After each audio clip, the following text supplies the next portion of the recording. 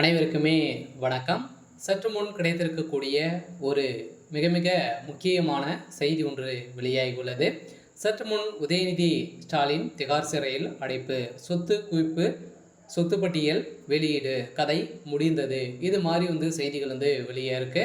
இப்போ பார்த்தீங்கன்னா அதிரடியாக உதயநிதி ஸ்டாலின் அவர்கள் டார்கெட் பண்ணி தான் அதிரடியாக பார்த்தீங்கன்னா 2வது முறையாக டாஸ்மாக் உடைய நிறுவனத்தில் நடந்த ரைடின் அடிப்படையில் நடந்தது. இந்த ரைடின் அடிப்படையில் சதுரடியாக ஏற்கனவே உதயநிதி ஸ்டாலின் அவர்கள் வசமாக சிக்க போகிறாரு அப்படின்ற மாதிரி தகவல் வெளியாகிடுச்சு. இதனால் இப்போ அதிரடியாக பார்த்தீங்கன்னா உதயநிதியுடைய சொத்துக்கள் மதிப்பு பார்த்தீங்கன்னா இப்போ தமிழ்நாடு அரசு அதிரடியாக வெளியிட்டு இருக்காங்க. ஸோ இந்த நிலையில் தான் இப்போ அதிரடியாக ஒரு சொத்து பட்டியலை பார்த்தீங்க அப்படின்னா இந்தியாவே கடன் அடைக்கக்கூடிய அளவிற்கு இவருடைய சொத்துக்கள் மட்டுமே இருக்குது. இந்த நிலையில் இந்த டாஸ்மாக் உடைய நிறுவனத்தில் நடந்த ஊழலின் அடிப்படையில் இப்போ அதிரடியாக பார்த்தீங்கன்னா விசாகன் அவர்கள் கொடுத்த வாக்குமூலத்தின் அடிப்படையில் இப்போ அதிரடியாக உதயநிதியுடைய சொத்து பட்டியலை பார்த்தீங்கன்னா வெளியிட்டு இருக்காங்க. இந்த பட்டியல் இப்போ சமீப காலத்தில் பார்த்தீங்கன்னா வாங்கியிருக்காரு அப்படின்ற மாதிரி தகவல் வெளியே இருக்குது. ஸோ இதுக்காக நீதிமன்றம் அதிரடியாக பார்த்தீங்கன்னா உத்தரவு போட்டிருக்காங்க. இப்போ அதிரடியாக துணை முதல்வர் உதயநிதி ஸ்டாலின் அவர்கள் கைது செய்யப்பட போகிறாரு அப்படின்ற மாதிரி தகவல் வெளியே இருக்குது. ஸோ இதை பற்றி எந்த வீடியோவில் நம்ம முழுமையாக பார்க்கலாம். ஸோ அதுக்கு முன்னாடி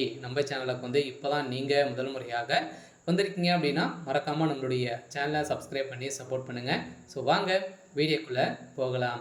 ஸோ பார்த்தீங்கன்னா உதயநிதி ஸ்டாலின் அவர்கள் ஏற்கனவே பார்த்தீங்கன்னா இந்த டாஸ்மார்க்குடைய விவகாரத்தின் அடிப்படையில் சிக்கிய விசாகன் அவர்கள் ஏஎஸ் மற்றும் டாஸ்மாக் நிர்வாகிகள் மீதான அமலாக்கத்துறையின் விசாரணை நடத்துவதற்கான சமீபத்தில் இடைக்கால தடை கொண்டு வந்தது. இதைத் தொடர்ந்து மீண்டும் பார்த்தீங்கன்னா இந்த காலத்தடை உத்தரவு ஒட்டுமொத்தமாக டாஸ்மாக் விவகாரத்திற்கு பொருந்தும் என்பது போல திமுக வழக்கறிஞர்கள் அதே மாதிரி மேலிடத்திற்கு சொல்லிட்டு இருந்த நிலையில் இதனால் திமுக மேலிடமும் உதயநிதியும் அவரது நண்பர்களும் தரப்பும் பார்த்தீங்கன்னா நிம்மதி பெருமூச்சு விட்டிருந்த நிலையில் இப்போ கடந்த ஒரு வாரத்திற்கு முன்னாக பார்த்தீங்கன்னா அதிரடியாக இந்த வழக்கு நிலுவைக்கு வந்தது. இந்த வழக்கின் அடிப்படையில் உதயநிதி ஸ்டாலின் இப்போ சமீப காலத்தில் மிக 100 கோடிக்கும் மேற்பட்ட சொத்துக்கள் பார்த்தீங்கன்னா இப்போ வாங்கியிருக்காரு அப்படின்ற மாதிரி தான் தகவல் வெளியாக இருக்குது. அதெல்லாம் பார்த்தீங்கன்னா இப்போ அவருடைய சொத்து மதிப்புன்னு பார்த்தீங்கன்னா 1000 கோடிக்கு மேலே அவருடைய சொந்த சொத்து மதிப்பே பார்த்தீங்கன்னா அவர் இருக்குது. அதே மாதிரி இன்னும் பினாமி பேர்லாம் பார்த்தீங்கன்னா நிறைய சொத்துக்கெலாம் இருக்குது. இந்த நிலையில் அமலாக்கத்துறை பார்த்தீங்கன்னா ரைடில் உதயநிதி நண்பர்களும்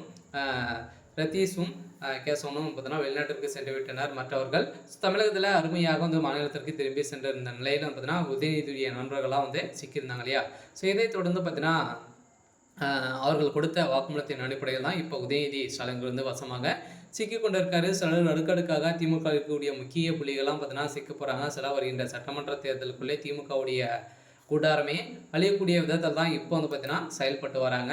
சில கட்டாயம் நம்ம எதிர்பார்த்த உதயநிதி ஸ்டாலின் தீர்ப்பு என்ன வழங்க போகிறாங்க அப்படின்ட்டு வெயிட் பண்ணி பார்க்கலாம். இது மாதிரி செய்திகளை தெரிஞ்சுக்கணும் அப்படின்னா மறக்காமல் நம்முடைய சேனலை சப்ஸ்கிரைப் பண்ணி சப்போர்ட் பண்ணுங்கள். தேங்க்யூ.